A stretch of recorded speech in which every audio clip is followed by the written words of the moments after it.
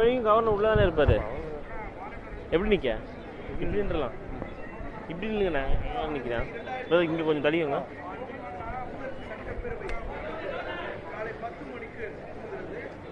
யா check check check check check check check check check check.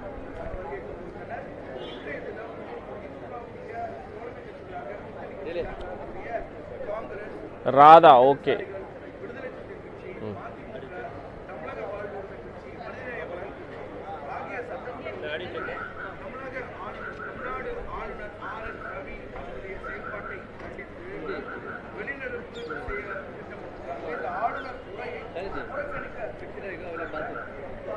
வச்சுக்கோங்க visuals போயிட்டு இருக்கோம்.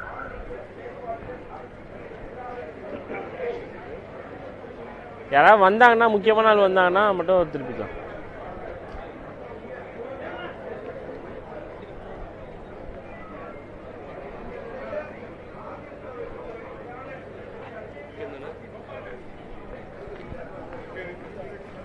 அண்ணா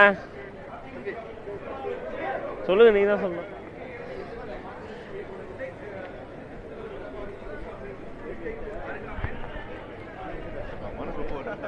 ready ready जी ready.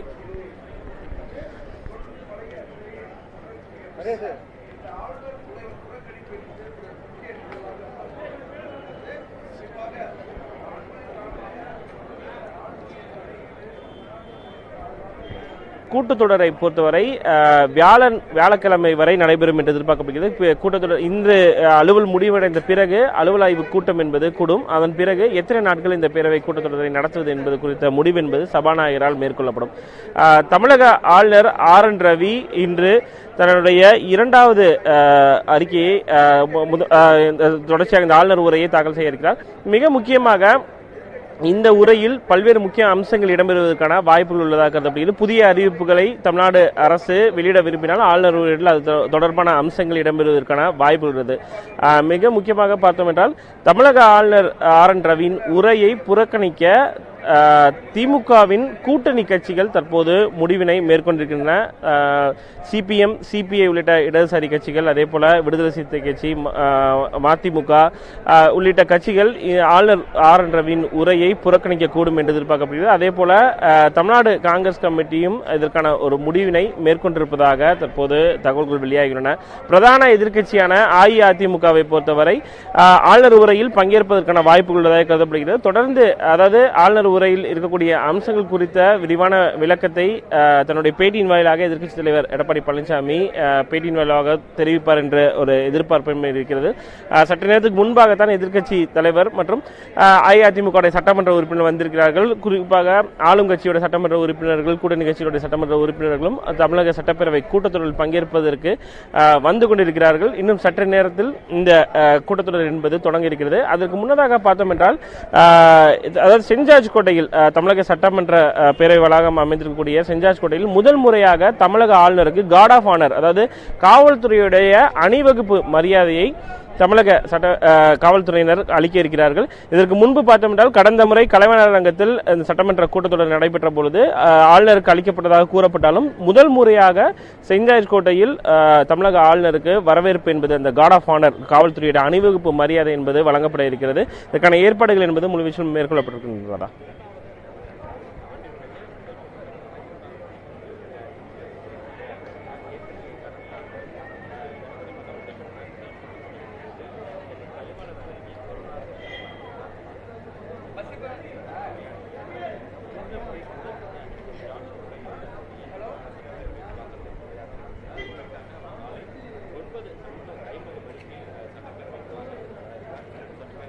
அதாவது திமுகவுடைய கூட்டணி கட்சிகளை பொறுத்தவரை தொடர்ச்சியாக ஆளுநர் RN ரவி மீதான குற்றச்சாட்டுகளை முன்வைத்து வருகிறார்கள். ஏற்கனவே பல்வேறு போராட்டங்கள் என்பது இந்த கூட்டணி கட்சிகளால் மேற்கொள்ளப்பட்டுள்ளன. குறிப்பாக இந்திய கம்யூனிஸ்ட் கட்சி, மார்க்சிஸ்ட் கம்யூனிஸ்ட் கட்சி, மதிமுக, விடுதலை சிறுத்தைகள் கட்சி என பல்வேறு திமுகவின் கூட்டணி கட்சிகள் ஆளுநர் RN ரவியின் நடவடிக்கைகளை கண்டித்து, அதாவது தொடர்ச்சியாக தமிழ்நாட்டுக்கு எதிரான நடவடிக்கைகளில் ஈடுபடுகிறார், மாநிலத்துக்கு எதிரான தொடர்ச்சியான பல்வேறு விதமான விமர்சன விமர்சனங்களை முன்வைக்கிறார் என்ற குற்றச்சாட்டு என்பது இந்த திமுகவின் கூட்டணி கட்சிகள் சார்பில் ஏற்கனவே முன்வைக்கப்பட்டிருக்கிறது. அதுபோல இந்த நீட் தேர்வு உள்ளிட்ட விவகாரத்தில் இன்னும் தற்போது வரை அந்த ஒப்புதல் உள்ளிட்ட பல்வேறு விஷயங்கள், அதே போல ஆன்லைன் சூதாட்டத்திற்கு ஏற்கனவே சட்டம் என்பது அமலாக்கப்பட்டுள்ள நிலையில் அதற்கான ஒப்புதல் என்பது ஆளுநரால் கொடுக்கப்படவில்லை. இது போன்ற பல்வேறு குற்றச்சாட்டுகளை ஆளுநர் மீது இந்த கூட்டணி கட்சிகள் முன்வைக்கின்றன. அதே போல காங்கிரஸ் உள்ளிட்ட கட்சிகளும் தொடர்ச்சியாக ஆளுநரை விமர்சித்து வருகிறார்கள். ஆனால் திமுக ஆளுநர் ஆர் என் ரவியை விமர்சித்தாலும் கூட தற்போது ஆளும் கட்சியாக இருக்கக்கூடிய காரணத்தினால் அவர் சட்டமன்ற அந்த மரபின் அடிப்படையில் ஆளுநர் உரை நிகழ்த்தும் பொழுது அவரை வரவேற்க வேண்டிய ஒரு கட்டாயம் என்பது திமுக இருக்கிறது. அதே போல பிரதான எதிர்க்கட்சியான அஇஅதிமுகவை பொறுத்தவரை ஆளுநர் தன்னுடைய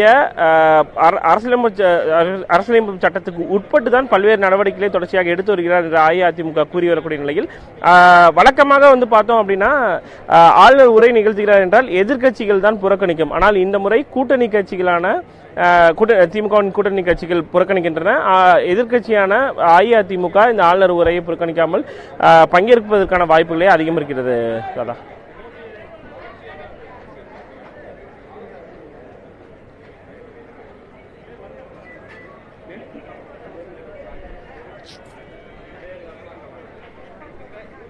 அண்ணா இங்கிட்டு வாங்க. அண்ணா தங்கண்ணே பின்னாடி தெளிக்கோங்க.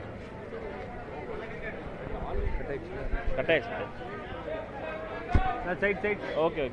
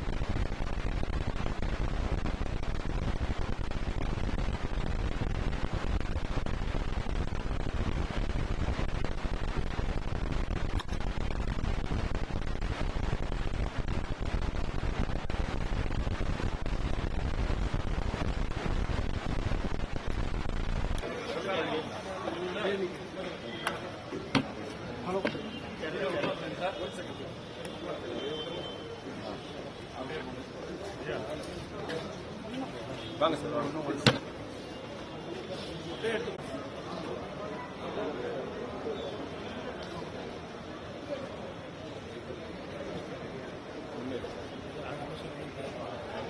உள்ள வைத்தலடா உள்ள இப்ப பேக் உள்ள வச்சு சீக்கிரம் பேக் உள்ள வச்சு உள்ள வச்சு கிட்ட வந்துச்சு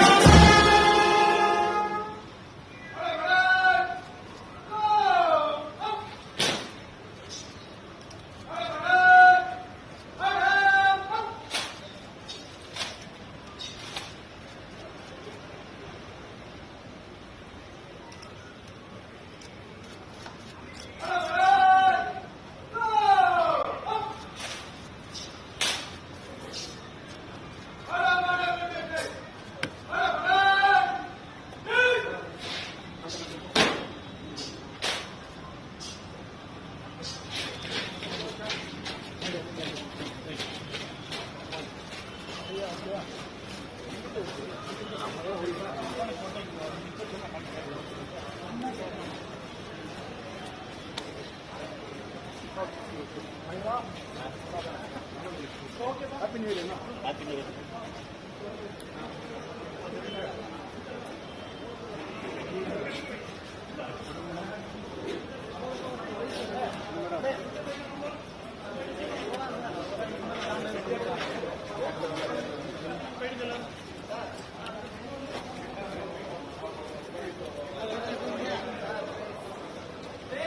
Hello,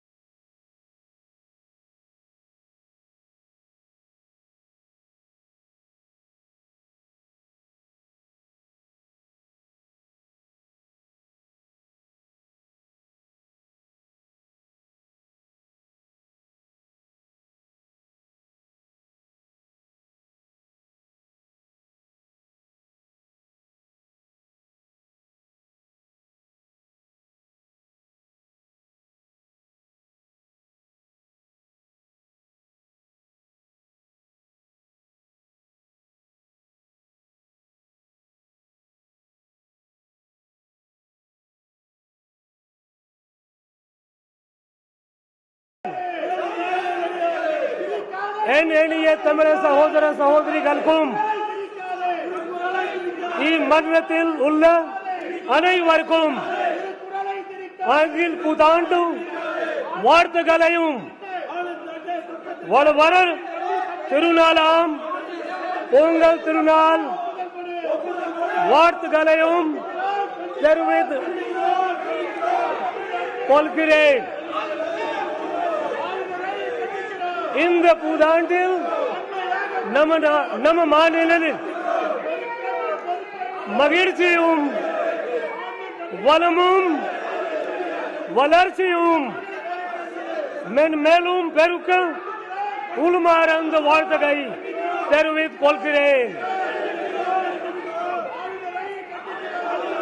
வரப்புயர் நீர் உயரும், நீர் உயர் நேலு உயரும், நேலு உயர குழி உயரும், குழி உயர கோல் உயரும், கோல் உயர கோல் உயர்வான்.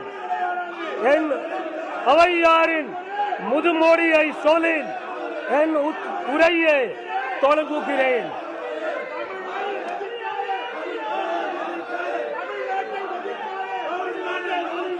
In the past 50 years, Tamil Nadu has grown significantly in multiple sectors to become a pioneering state in the country.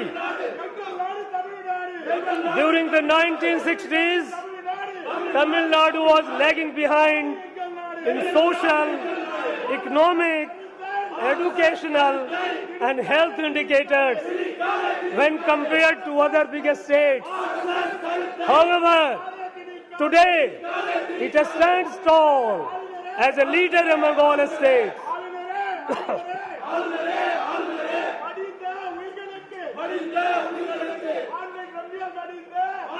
In the last year and a half, our Honorable Chief Minister has led the government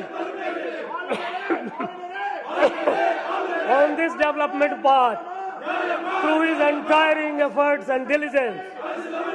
As a result, Tamil Nadu has been adjudged the best performing biggest state in India today's recent State of the State survey. This award is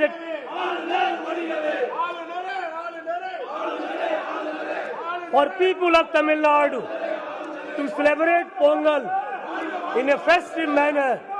The Honorable Chief Minister has ordered the distribution of ₹1,000 as cash assistance, 1 kilogram raw rice, 1 kilogram sugar and 1 sugar cane to each of the 2.19 crore rice card holders in the state at a total cost of rupees 2,429 crore. The distribution has been inaugurated by the Honorable Chief Minister. I am confident that this will help the people of the state to celebrate Pongal, which is an integral part of Tamil society, with joy and gaiety. This government's deft management of Manda cyclone and northeast monsoon minimized damages in Chennai city to a great extent. In particular, construction of stormwater drains for a length of 261 kilometers, another flood mitigation projects worth rupees 1,335 crore in Chennai city and peri-urban areas were sanctioned by this government, and of these 209 works were completed well before the onset of monsoon. Further, construction of 360 kilometers of high priority drains of Puthiyathalaimurai basin was completed on a war footing. As a result, major areas of the core city, which were severely flooded last year, witnessed minimal stagnation during this monsoon. The traffic disruption caused by heavy rains was largely controlled and the city was quickly restored to normalcy. I convey my appreciation to this government for its exemplary and effective management of the Manda cyclone and northeast monsoon rains. This government, which functions on Muthamil Arinar Kalainar's philosophy of though we may fall, Tamil should flourish, is taking all steps to protect the rightful place of Tamil language.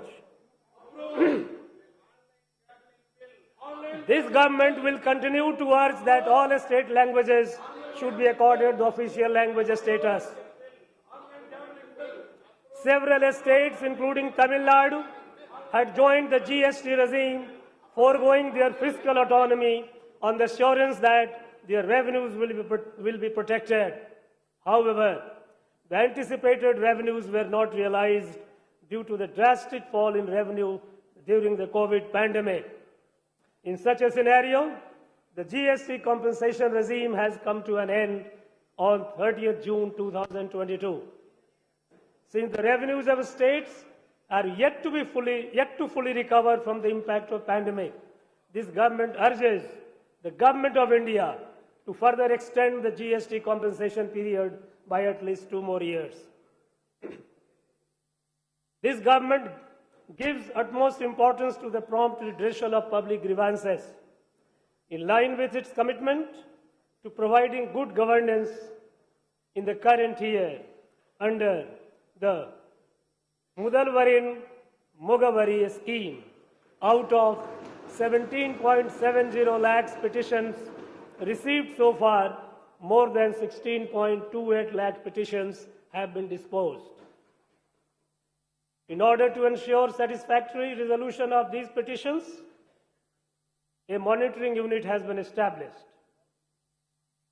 In order to provide opportunities to the global Tamil diaspora to learn Tamil language and preserve Tamil culture, the government has established Tamil Parappurai Kadagam. The non-resident Tamils Welfare Board has been set up to act as a bridge between non-resident Tamils and their motherland and to protect their interest. As a part of these initiatives, this government has declared January 12 as Non-Resident Tamils Day, which is being celebrated. January 12 is also the National Youth Day and is the birthday of our great patriotic saint and leader Swami Vivekananda. Due to the economic crisis and resultant food shortage in Sri Lanka, the government of Tamil Nadu extended humanitarian assistance to Sri Lankans and sent rice, milk powder and life-saving medicines worth Rs 174 crore. The aid extended by the government of Tamil Nadu in these trying times has been widely appreciated. Due to the economic crisis, 216 Sri Lankan Tamils have come to Tamil Nadu and have been accommodated in camps where they are being provided with food, clothing and basic amenities.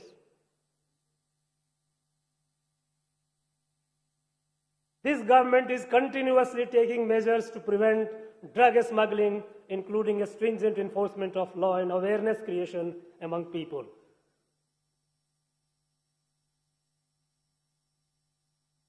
To provide people with qualitative and consistent service delivery, this government has embarked an initiative, Nam Pagudi, Nam Nyaya Vilay Kadai, to modernize public distribution shops. So far, 4,450 given a facelift.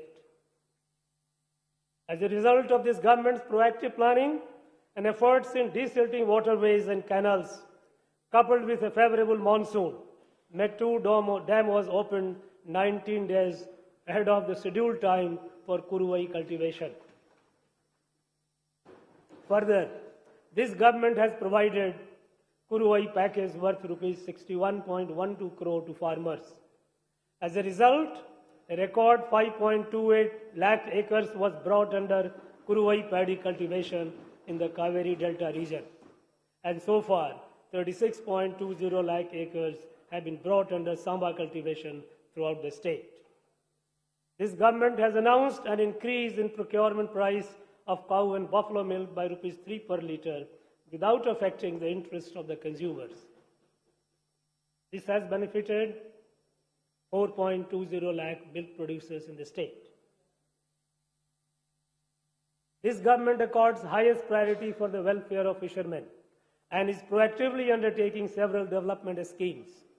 Construction of 5 new fishing harbors and improvement works in existing 3 fishing harbors at a total cost of rupees 982.30 crore are in progress. This government is committed to protect the fishing rights of Tamil Nadu fishermen in its traditional waters. In this year alone, 232 Tamil Nadu fishermen apprehended by the Sri Lankan Navy were released after the unstinting efforts of this government in collaboration with the government of India. Till date, 10 fishermen have not been released and 106 fishing boats continue to be under the custody of Sri Lankan government. This government will continue to urge that necessary steps be taken to restrain Sri Lankan Navy from apprehending our fishermen and to ensure early release of fishing boats and to find a permanent solution to these issues. Tamil Nadu has emerged as the forerunner in climate change mitigation in the country. In order to provide suitable policy directives on issues related to climate change, the Tamil Nadu Governing Council on Climate Change has been constituted with international experts under the chairmanship of Honorable Chief Minister. Further, to strengthen the state's efforts to climate change adaptation and mitigation, a climate summit was conducted by this government in Chennai on 8th and 9th December 2022. In a pioneering effort, this government set up a green climate fund with a fund size of rupees 1,000 crore to support large projects to tackle climate change. Not limiting itself to only welfare of human beings, this government upholds the age-old Tamil culture of caring and living in harmony with nature and all living beings. In this regard, this government has notified 2 bird sanctuaries at Kaduveli and Nanyarkulam and an elephant reserve at Agathiyar Malai. In an exemplary initiative, the government has notified India's first ever slender lorry sanctuary in Dindigul and Karur districts and Dugong Conservation Reserve in Park Bay. The government is taking steps to protect the critically endangered state animal Nilgiri Tar and has sanctioned Project Nilgiri Tar at a cost of rupees 25.14 crore. Under the Wetland Mission, Tamil Nadu has successfully obtained accreditation for 13 new Ramsar sites, the highest in the country. This government is committed to strongly asserting its rights on interstate river disputes. While maintaining friendly relations with neighboring states, this government will not permit any act that would be detrimental to the farmers of Tamil Nadu. The government is taking all necessary steps to prevent the construction of Mekadatu Dam. The reservoir level in Mullaperiyar Dam is presently at 142 feet, and the government is taking all efforts to further increase it. This government urges that a water disputes tribunal may be constituted at the earliest as per the orders of the Honorable Supreme Court on the issue of unauthorized diversion of water from Penayar River by Karnataka.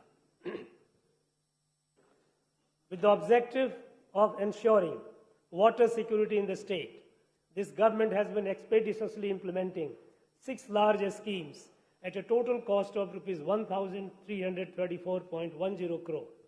As a result, 2.59 TMCFT of storage capacity will be added and 6.92 TMCFT of storage will be reclaimed. Due to constant monitoring by this government, the long pending projects Tamirabharani, Karumaniyar, Nambiar and Atikadavu Avinasi are nearing completion. Tamil Nadu continues to be a top performer in various health indicators in the country.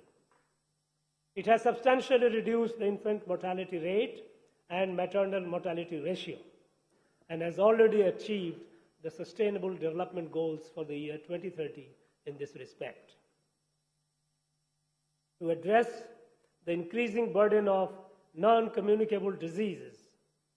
Makkalai Thedi Maruthuvam, a scheme was launched by this government to provide free home-based healthcare services at people's doorsteps. So far, 1.01 crore people have availed services in comfort of their homes under this program.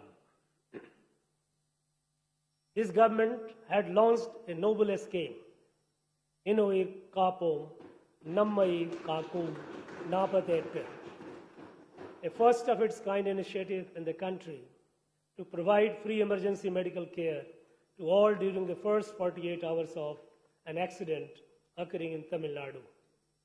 Under this scheme, so far 1.35 lakh accident victims have availed free of cost treatment worth rupees 120.58 crore in 679 hospitals across the state. As a result, countless precious lives have been saved. Recently, few countries have witnessed a spurt in COVID cases due to a new variant of Omicron virus. This government, which successfully handled the second and third waves of COVID in collaboration with the Government of India, has set up adequate health infrastructure in the state and has taken all precautionary measures to tackle future challenges. This government considers that the NEET exam system is highly disadvantageous to poor rural students and infringes on the rights of the state governments. A committee headed by Justice A.K. Rajan was constituted to study the issue.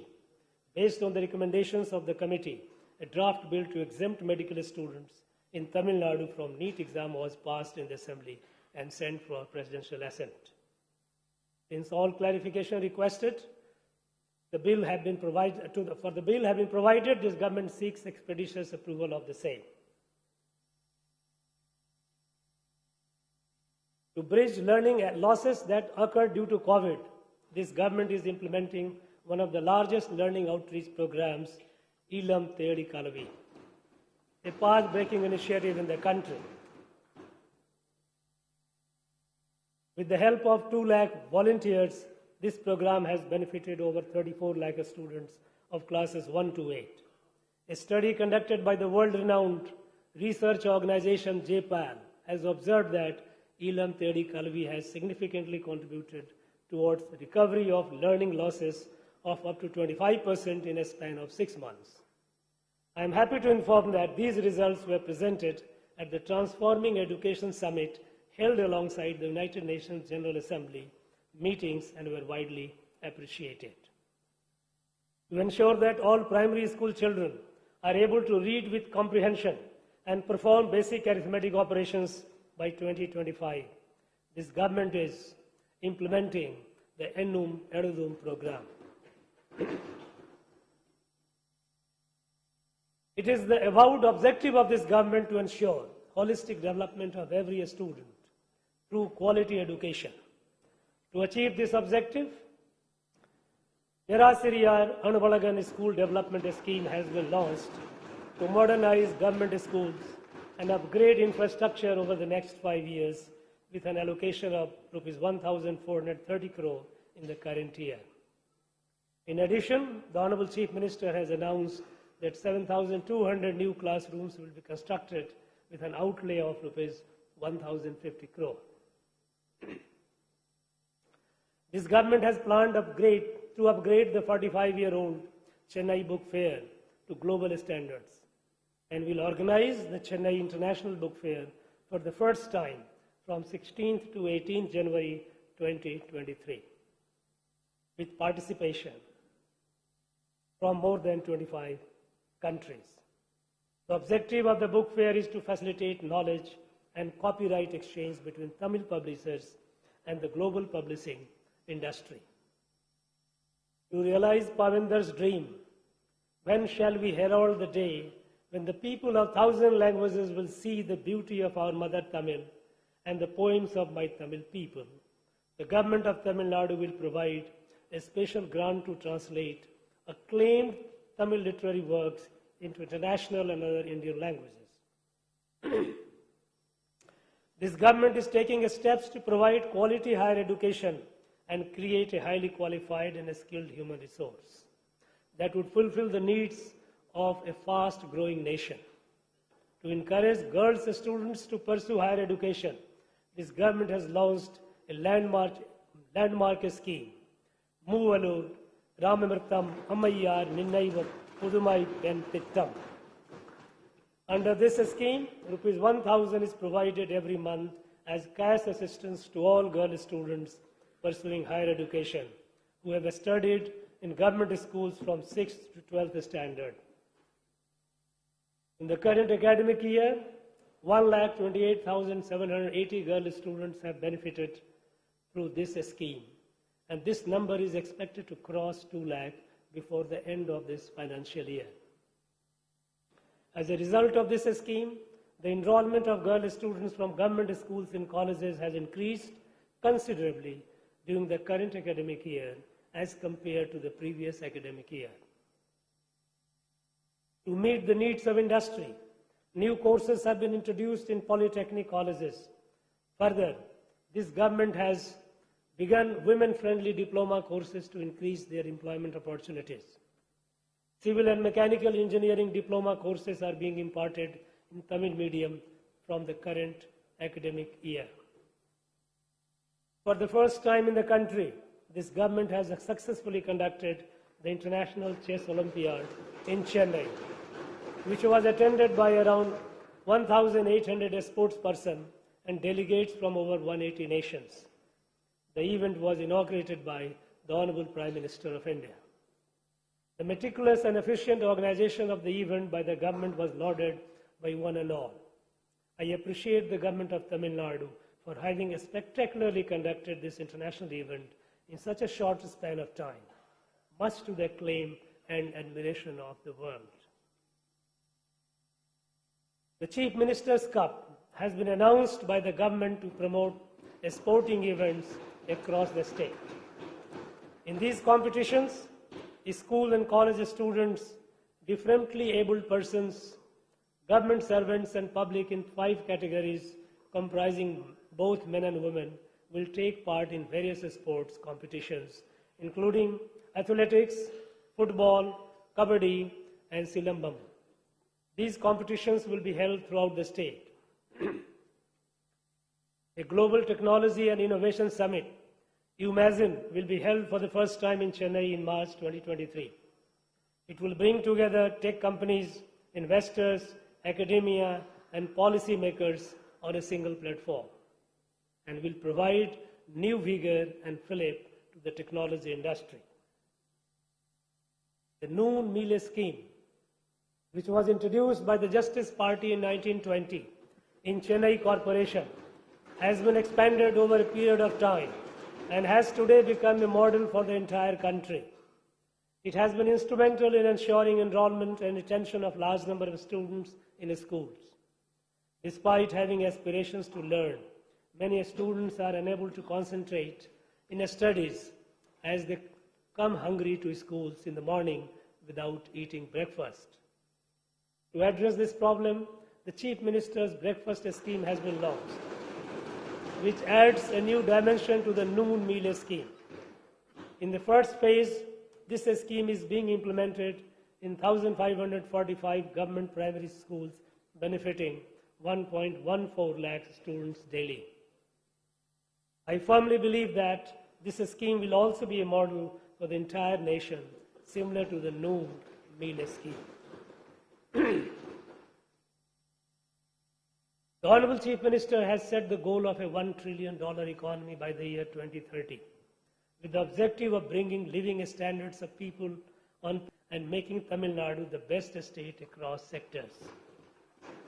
As a result of several investment conclaves and global outreach activities undertaken by this government since July 2021, 207 MOUs have been signed with a cumulative investment commitment of Rs 2,23,210 crore and employment opportunities to 3 lakh. It is notable that Tamil Nadu has attracted foreign direct investment worth Rs 28,232 crore during this period. This government has released several sectoral policies such as the Tamil Nadu Life Sciences Promotion Policy, Tamil Nadu Research and Development Policy, Tamil Nadu Footwear and Leather Policy, and Tamil Nadu Aerospace and Defense Industrial Policy in 2022.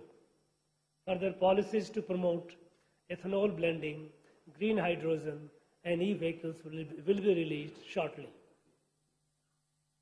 For creating an enabling ecosystem for IT companies to set up in towns other than Chennai, mini tidal parks are being established in 7 locations.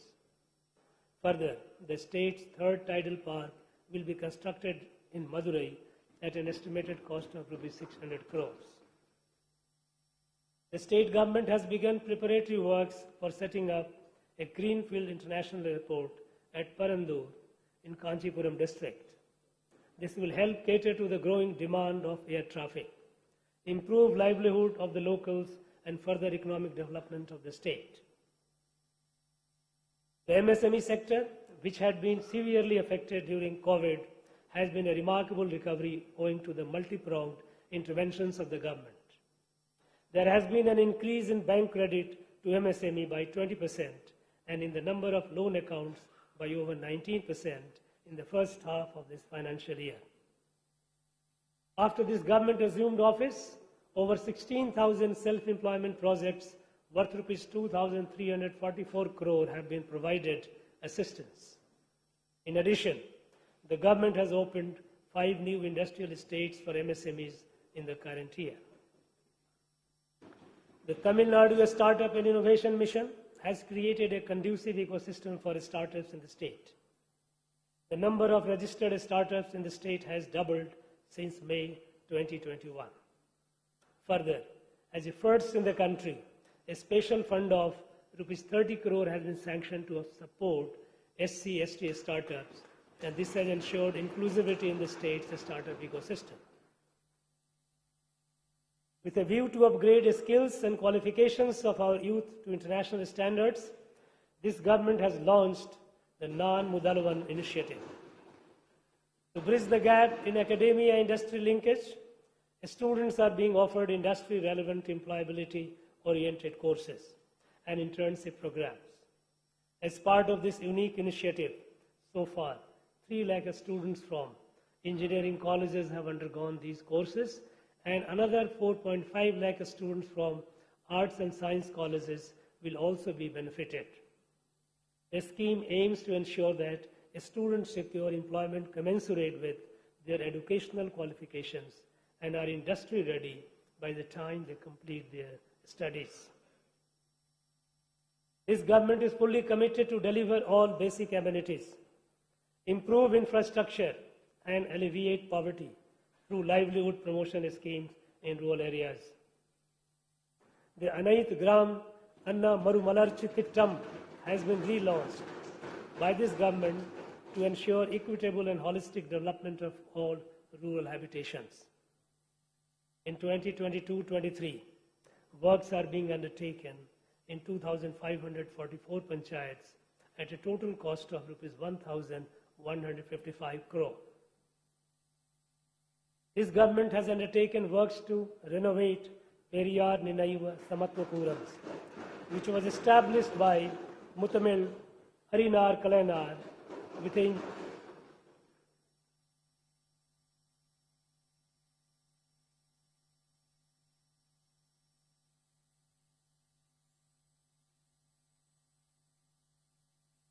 engineer. Huh? No,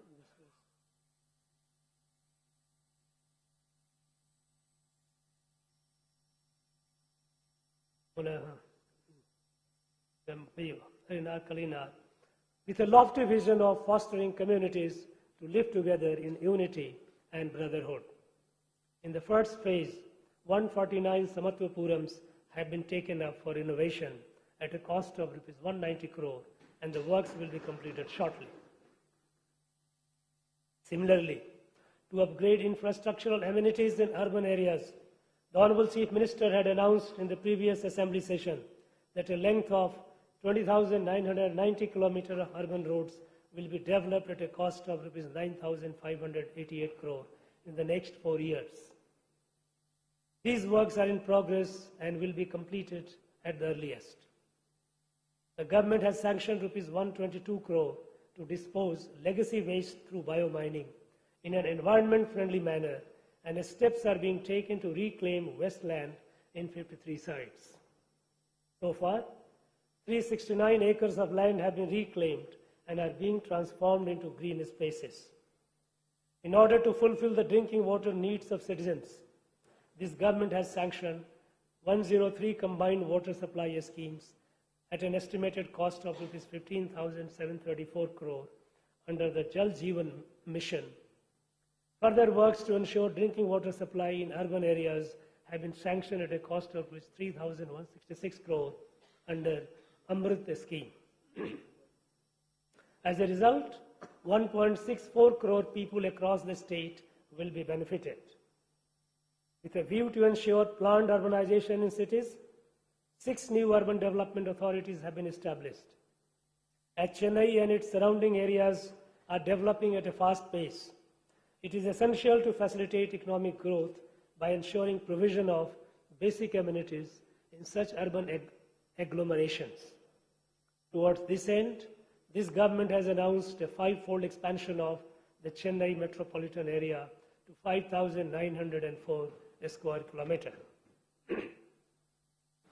The Chennai Unified Metropolitan Transport Authority was constituted in 2010 for preparation of transportation plans and institutional coordination across agencies and departments involved in urban mobility in the Chennai metropolitan area. This government has revived this body, which had been defunct for several years. The first meeting of this authority was conducted under the chairmanship of Honorable Chief Minister last November. Initiatives such as integrated ticketing facility, comprehensive mobility plans, and safe commutes to women and students will be undertaken.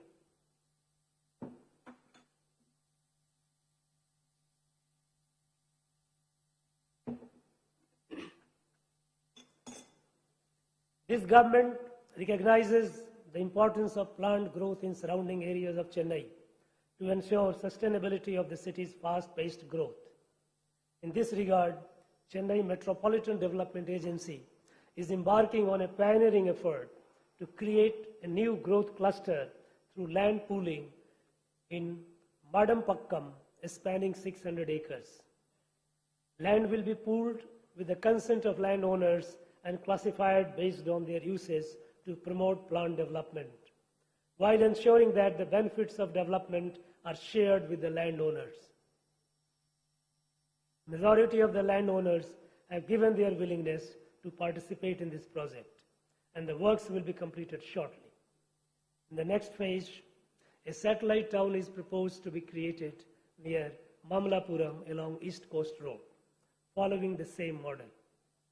The upgradation of ECR as a 4-lane road, coupled with development of this satellite town, will anchor future growth of the Chennai metropolitan area.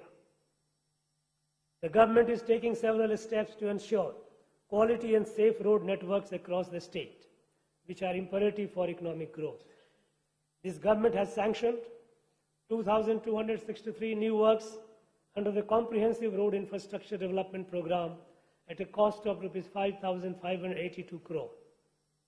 New works for converting 131 causeways to high-level bridges at a cost of rupees 560 crore, construction of bypasses at a cost of rupees 142 crore, and 8 railway overbridges at a cost of rupees 327 crore have been taken up in the current year. Self-help groups have been instrumental in enhancing the status of women through livelihood improvement, skill development, and self-reliance. In the current year, 42,845 new self-help groups have been formed with 3.97 lakh women.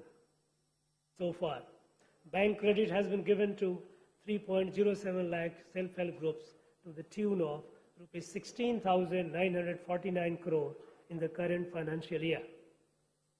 In order to improve the quality of self-help group products and to provide an opportunity for marketing through e-commerce, brand Mathi is being promoted by the government.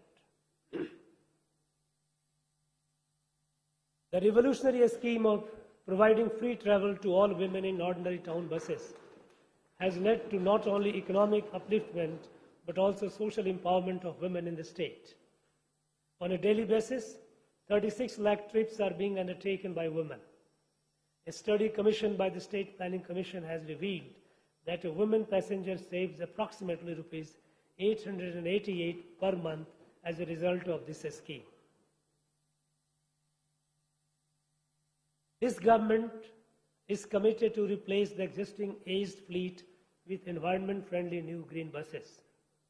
Steps are being taken to procure 2,213 BS6 buses in December 2022. The implementation of phase 2 of this project for a length of 118.9 km at a total project cost of Rs 63,246 crore is progressing at a fast pace. This government is harnessing the immense tourism potential of the state and has adopted and integrated a strategy to propel tourism-based economy. Adventure and eco-camping sites are being set up in lesser-known places to provide unique experiences to tourists and also create livelihood opportunities for the local people. To commemorate the legacy of the inimitable great Tamil Emperor, Rajaraja Cholan, the government has announced that his birth anniversary, Sadai Vida, will be henceforth be celebrated as a government function. Further, the Rajaraja Cholan Mani Mandapam will be renovated and embellished to showcase the glory of the Chola Empire. The Honorable Chief Minister has also announced that the birth anniversary of Adi Tiruvadirai of the mighty Tamil Emperor Rajendra Chola, who reigned over vast swaths of the world, will henceforth be celebrated as a government function. This government has been taking proactive steps to preserve the rich heritage of archaeological and historical monuments in the state. Construction of a new world-class museum to showcase the artifacts found in Kiladi excavations is nearing completion. Similarly, works are underway to set up the Porunai Museum, where excavated artifacts from Adi Chananur, Korakai and Sivakalai will be displayed. This government has been taking all necessary measures to safeguard temple lands and properties since assumed office. So far, land and properties worth Rs 3,657 crore have been retrieved by the government. During this year, the government has commenced new works in 34 temples at a total cost of Rs 158 crore. Further, the Honorable Chief Minister laid the foundation for works as part of the master plan of Tiruchendur Temple at an estimated cost of Rs 300 crore. This government, true to its philosophy of furthering inclusive growth, is implementing various special schemes towards socio-economic and educational development of the marginalized and weaker sections of the society. Several works, including construction of new hostels, smart classrooms, and upgradation of residential schools for Adi Dravida and tribal students, are being undertaken at a cost of Rs 425.40 crores. Works are in progress for the construction of 1,537 houses for particularly vulnerable homeless tribals throughout the state. To protect the rights of forest-dwelling tribes, 2,293 tribal families have been given forest rights under the Forest Rights Act 2006 during the last 1.5 years. Tamil Nadu has adopted a unique reservation system to further social justice in the state and ensure advancement of socially backward classes. This government is firm on continuing the present reservation policy in the state, as the 10% quota for economically weaker section is against the ideals of the social justice.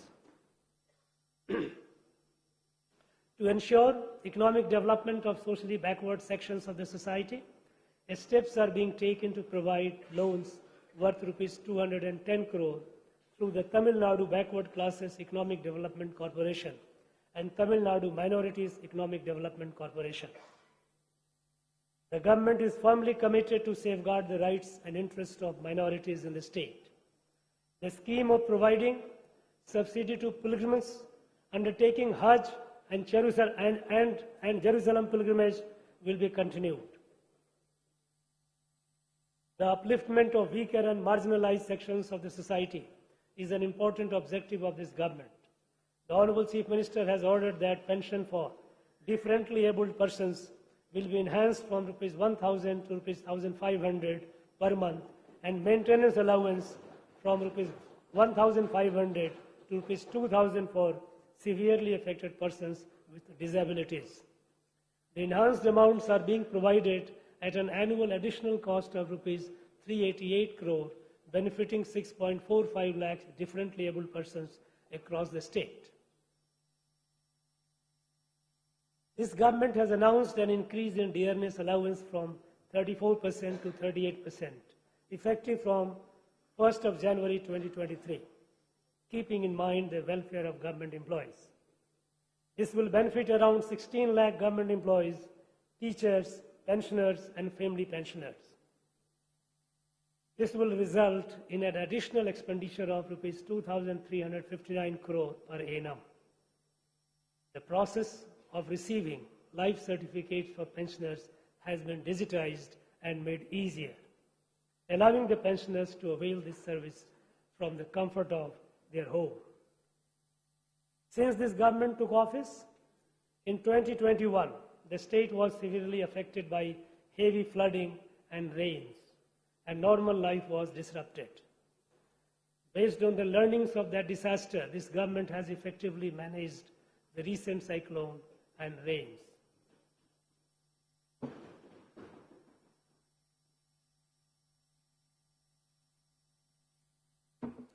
The state's economy was in doldrums due to several reasons, including COVID.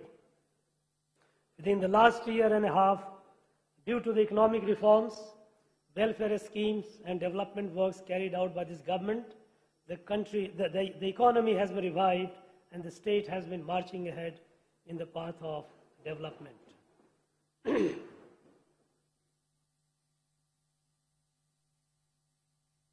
This government is tirelessly striving to achieve the twin objectives of welfare of Tamils and prosperity of Tamil Nadu. This government will overcome any challenges in achieving this goal and successfully take Tamil Nadu on a high growth trajectory. This year, I hope that all of you will constructively participate in legislative debates, enact required legislations for the welfare of people and socio-economic growth of the state, and extend cooperation to the government's endeavor in achieving these objectives. I once again wish everyone a very happy New Year and Pongal, and conclude my address with the immortal words of Mahakavi Bhartiyar. Valiye Sentamilar, Valaga Nattamilar, Valiye Bharatmani Tirunadu, Valaga Bharatam Jai Hind.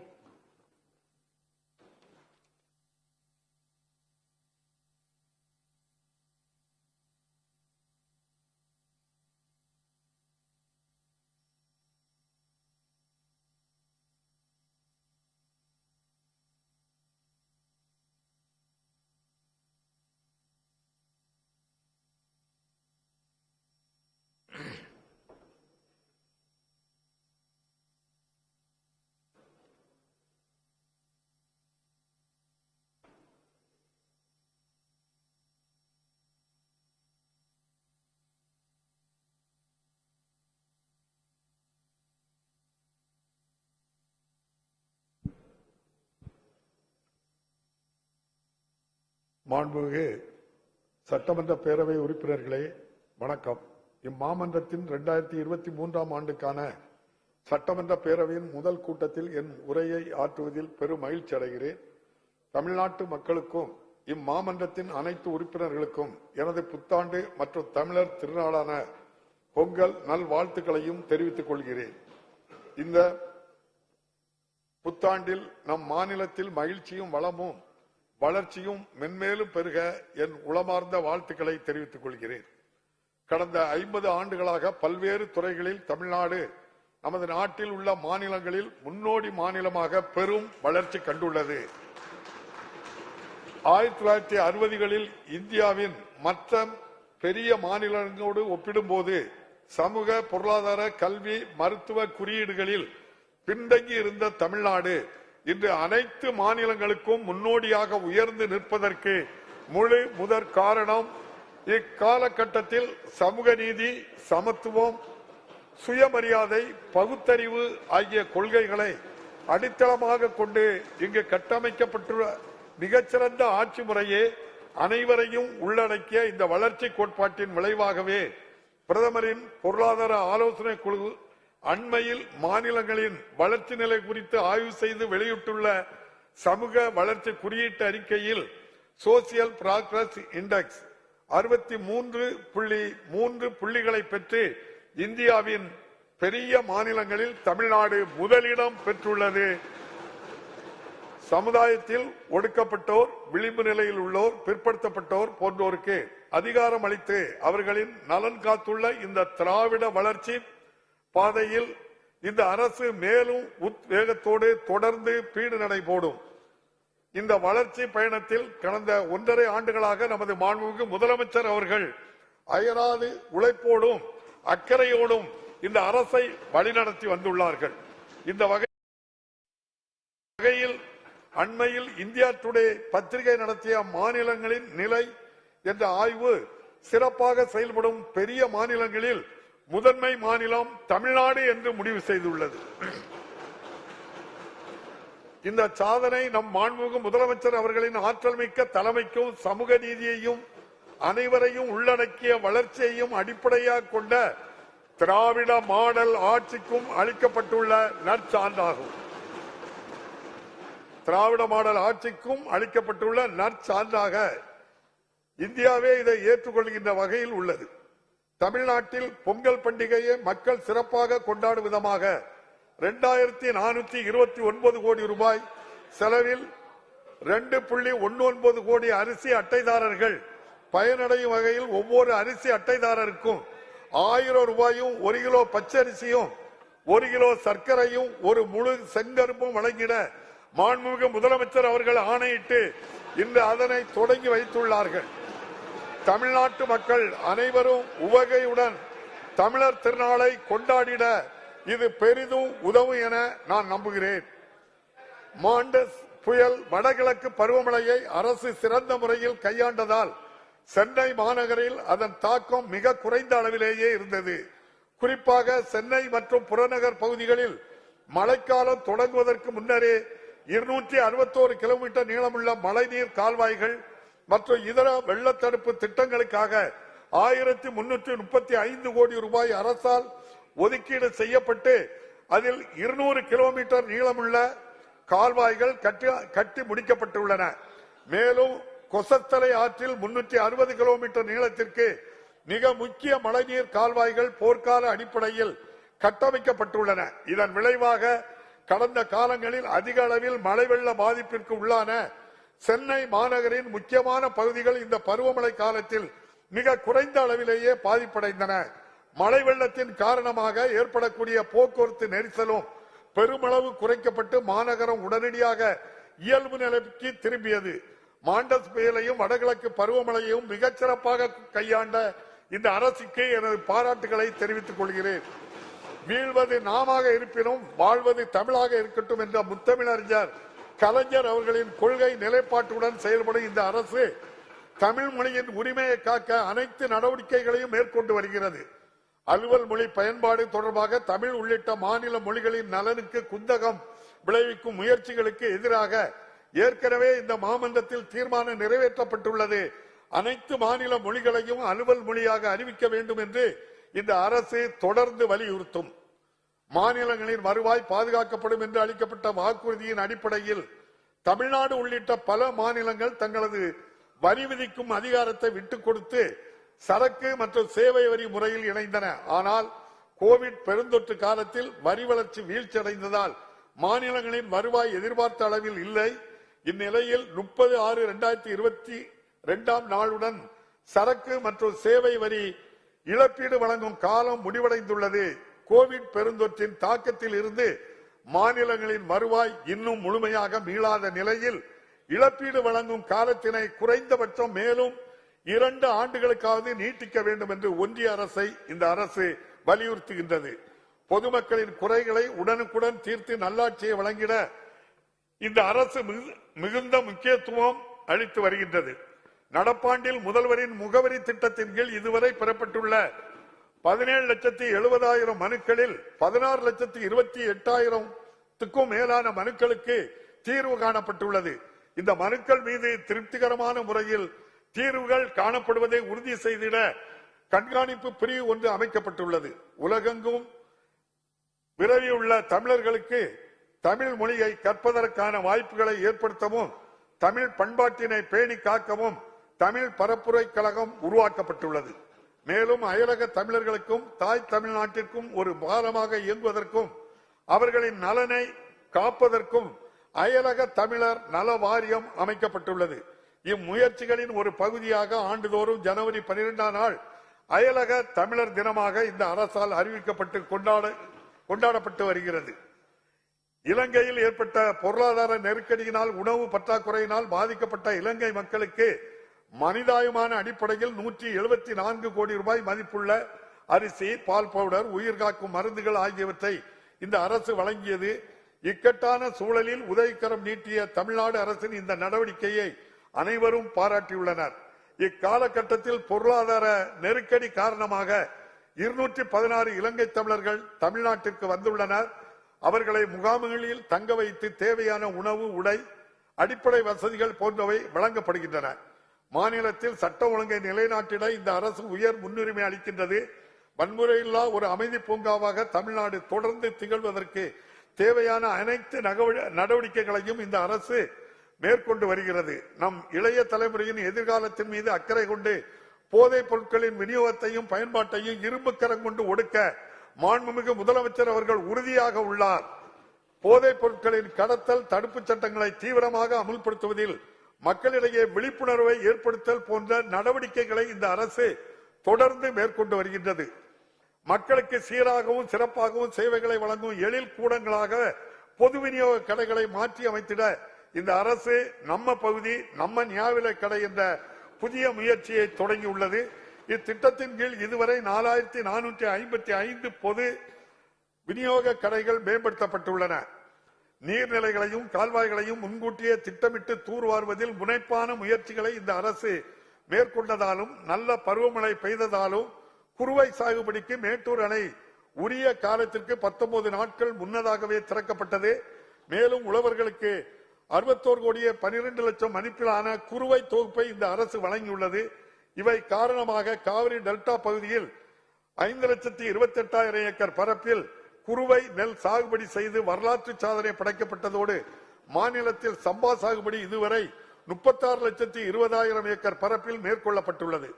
நுகர்வோர் பாதிக்கப்படாத வகையில் பசும்பால், எருமைப்பால் ஆகியவற்றின் கொள்முதல் விலையை லிட்டருக்கு 3 ரூபாய் உயர்த்தி அரசு அறிவித்துள்ளது. இதன் மூலம் மாநிலத்தில் உள்ள 4,20,000 பால் உற்பத்தியாளர்கள் பயன்பெறுகின்றார்கள். மீனவர் நலனில் மிகுந்த அக்கறை கொண்ட இந்த அரசு அவர்களின் நலனுக்காக பல்வேறு வளர்ச்சி திட்டங்களை முனைப்புடன் செயல்படுத்தி வருகிறது. தமிழ்நாட்டில் 5 புதிய மீன்பிடி துறைமுகங்கள் அமைக்கும் பணிகளும் 3 மீன்பிடி துறைமுக மேம்பாட்டு பணிகளும் மொத்தம் 982 கோடியே 30 லட்சம் ரூபாய் மதிப்பீட்டில் மேற்கொள்ளப்பட்டு வருகின்றன. பாரம்பரிய கடற்பகுதியில் தமிழ்நாட்டு மீனவர்களின் மீன்பிடி உரிமைகளை பாதுகாப்பதில் இந்த அரசு உறுதியாக உள்ளது. இந்த ஆண்டில் மட்டும் இலங்கை கடற்படையினால் கைது செய்யப்பட்ட 232 தமிழ்நாட்டு மீனவர்கள் இந்த அரசின் தீவிர முயற்சியால் மீட்கப்பட்டுள்ளனர். இன்று வரை 10 மீனவர்கள் இலங்கை அரசால் திருப்பி அனுப்பப்படவில்லை. 106 மீன்பிடி படகுகள் இலங்கை அரசின் கட்டுப்பாட்டில் இன்னும் உள்ளன. இலங்கை கடற்படையினர் நமது மீனவர்களை கைது செய்வதை தடுக்கவும் மீனவர்களின் உடைமைகளை விடுவிக்கவும் உரிய நடவடிக்கைகளை மேற்கொள்ளுமாறு இப்பிரச்சனைகளுக்கு நிரந்தர தீர்வு காணவும் இந்த அரசு தொடர்ந்து வலியுறுத்தும். காலநிலை மாற்றத்தால் ஏற்படும் தாக்கத்தை தணிப்பதில் நாட்டிலேயே முன்னோடி மாநிலமாக தமிழ்நாடு திகழ்கிறது. காலநிலை மாற்றம் குறித்து தகுந்த ஆலோசனைகளை வழங்கிட மாண்புமிகு முதலமைச்சர் அவர்களின் தலைமையில் பன்னாட்டு வல்லுநர்களை கொண்ட உயர்மட்ட குழு ஒன்று அமைக்கப்பட்டுள்ளது. மேலும் காலநிலை மாற்றத்தை எதிர்கொள்வதற்கான முயற்சிகளை வலுப்படுத்த காலநிலை உச்சி மாநாட்டையும் சென்னையில் இந்த அரசு 2022ஆம் ஆண்டு டிசம்பர் 8-9 தேதிகளில் வெற்றிகரமாக நடத்தியுள்ளது. ஒரு முன்னோடி முயற்சியாக காலநிலை மாற்றத்தை எதிர்கொள்வதற்கான பெருந்திட்டங்களுக்கு ஆதரவளிக்கும் வகையில் 1000 கோடி ரூபாய் மதிப்பில் பசுமை காலநிலை நிதியத்தை கிரீன் கிளைமேட் ஃபண்ட் அரசு அமைத்துள்ளது. மானிட நலன் மட்டுமின்றி பகுத்துண்டு பல்லுயிர் ஓம்பும் தமிழர் பண்பாட்டை பேணி காக்கவும் இவ் அரசு கழுவேலி, நஞ்சராயன் குளம் ஆகிய இடங்களில் பறவைகள் சரணாலயங்களையும் அகத்தியர் மலையில் யானைகள் காப்பகத்தையும் அமைக்க ஆணையிட்டுள்ளது. அதுபோல் இந்தியாவிலேயே முதல் முயற்சியாக திண்டுக்கல், கரூர் மாவட்டங்களில் தேவாங்கு காப்பகத்தையும் பாக் விரிகுடாவில் கடற்பசு காப்பகத்தையும் இந்த அரசு அமைத்துள்ளது. அழிவின் விளிம்பில் உள்ள மாநில விலங்கான நீலகிரி வரையாட்டை பாதுகாத்திட நீலகிரி வரையாடு திட்டத்தை 25 கோடியே 14 லட்சம் ரூபாய் செலவு மதிப்பில் செயல்படுத்திட இந்த அரசு ஆணையிட்டுள்ளது. ஈரநில இயக்கத்தின் வெட்லாண்ட் மிஷன் கீழ் 13 புதிய ராம்சர் தளங்களுக்கான அங்கீகாரத்தை பெற்று நாட்டிலேயே முதல் நிலையை தமிழ்நாடு எட்டியுள்ளது. அண்டை மாநிலங்களும் நட்புறவை பேணும் அதே வேளையில் மாநிலங்களுக்கு இடையே பாயும் நதிகளின் நீர் பிரச்சனைகளில் நம் உரிமைகளை பாதுகாத்திட இந்த அரசு உறுதியாக உள்ளது. தமிழ்நாட்டின் உழவர் பெருமக்களை பாதிக்கும் எந்த நடவடிக்கையும் இந்த அரசு ஒருபோதும் அனுமதிக்காது. மேகதாது அணை கட்டுவதை தடுக்க தேவையான நடவடிக்கைகளை அரசு மேற்கொண்டு வருகிறது.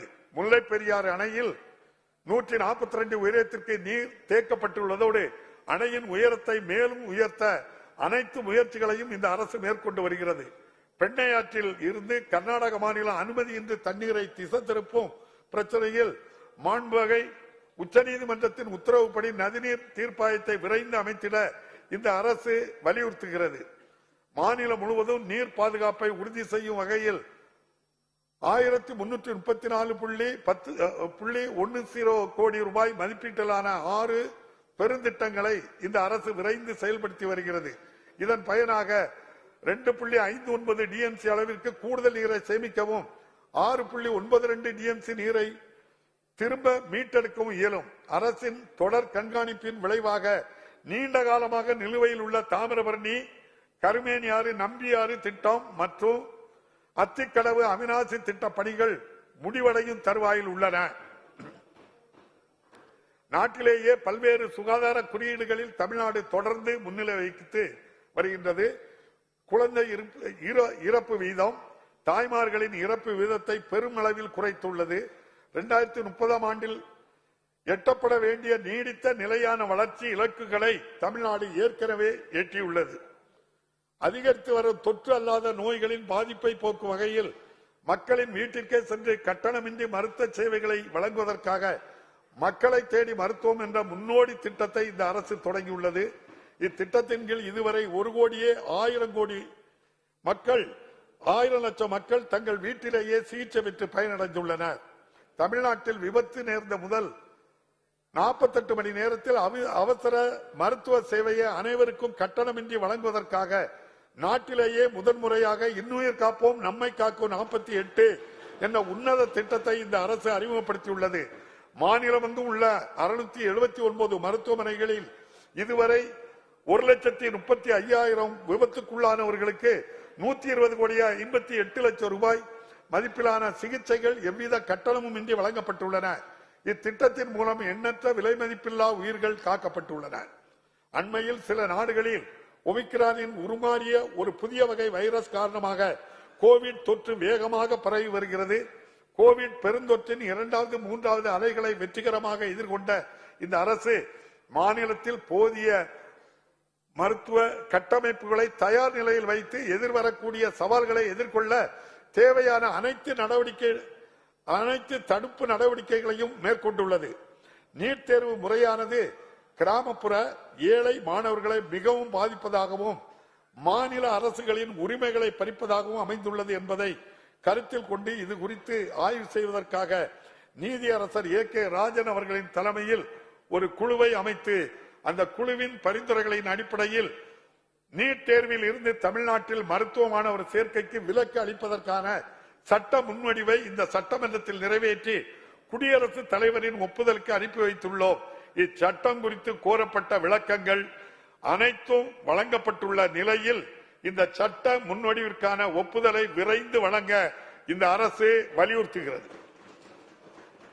கோவிட் பெருந்தொற்றினால் ஏற்பட்ட கற்றல் இழப்பை ஈடு செய்ய நாட்டிற்கே முன்னோடியாக மாபெரும் கற்றல் திட்டமான இல்லம் தேடி கல்வி திட்டத்தை இந்த அரசு செயல்படுத்தி வருகிறது.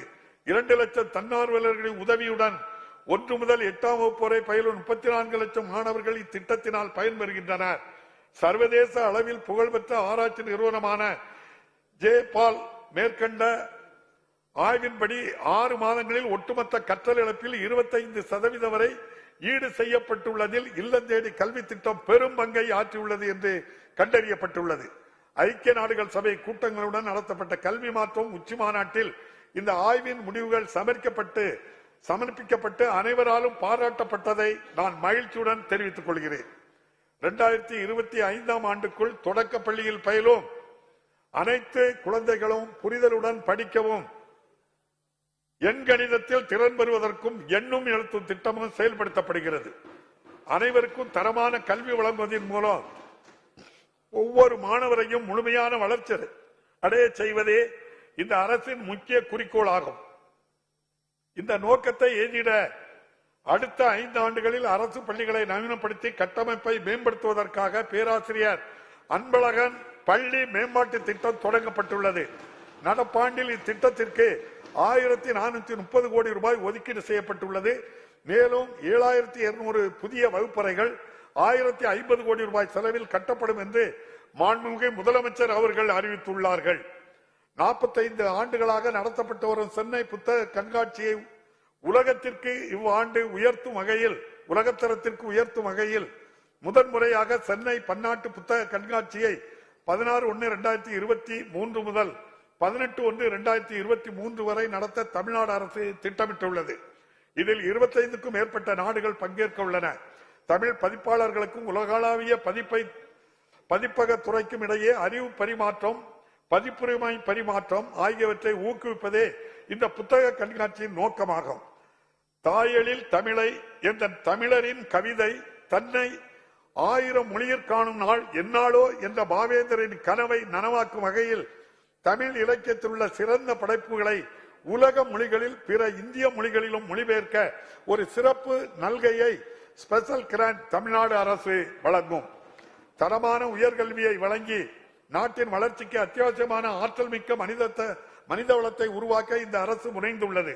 அந்த வகையில் தன்னை பெண்களின் கல்விக்கு வித்திடவே மூவலூர் ராமாமிர்த அம்மையார் நினைவு புதுமை பெண் திட்டம் என்ற முன்னோடி திட்டத்தை இந்த அரசு தொடங்கியுள்ளது. நடப்பு கல்வியாண்டில் இத்திட்டத்தின் மூலம் அரசு பள்ளிகளில் 6 முதல் 12ஆம் வகுப்பு வரை பயின்று உயர்கல்வி பயிலும் 1,28,780 மாணவிகள் மாதம் 1000 ரூபாய் உதவித்தொகை பெற்று பயனடைந்து வருகின்றனர். இந்நிதியாண்டின் இறுதிக்குள் பயன்பெறும் மாணவியரின் எண்ணிக்கை 2 லட்சத்திற்கு மேல் உயரும் என்று எதிர்பார்க்கப்படுகிறது.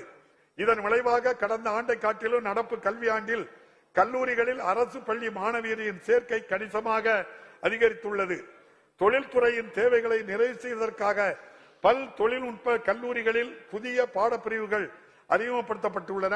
மேலும் வேலைவாய்ப்புகளை அதிகரிக்கும் வகையில் பெண்களுக்கு ஏற்ற பட்டய படிப்புகளையும் அரசு தொடங்கியுள்ளது.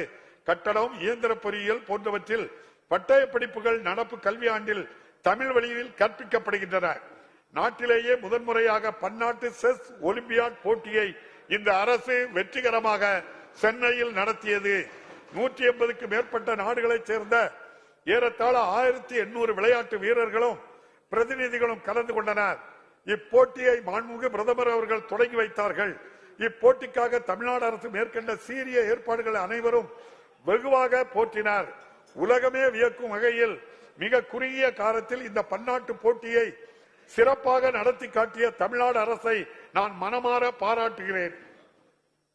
மாநிலம் முழுவதும் விளையாட்டு திறனை ஊக்குவித்திட முதலமைச்சர் கோப்பைக்கான போட்டிகளை அரசு அறிவித்துள்ளது. இப்போட்டிகளில் பள்ளி, கல்லூரி மாணவ மாணவியர், மாற்றுத்திறனாளிகள், அரசு பணியாளர்கள், பொதுமக்கள் என 5 பிரிவுகளில் ஆண் பெண் இருபாலரும் பங்கேற்கும் வகையில் தடகளம், கால்பந்து, கபடி, சிலம்பாட்டம் உள்ளிட்ட பல்வேறு விளையாட்டு போட்டிகள் மாநிலம் அங்கு நடத்தப்பட்டுள்ளன.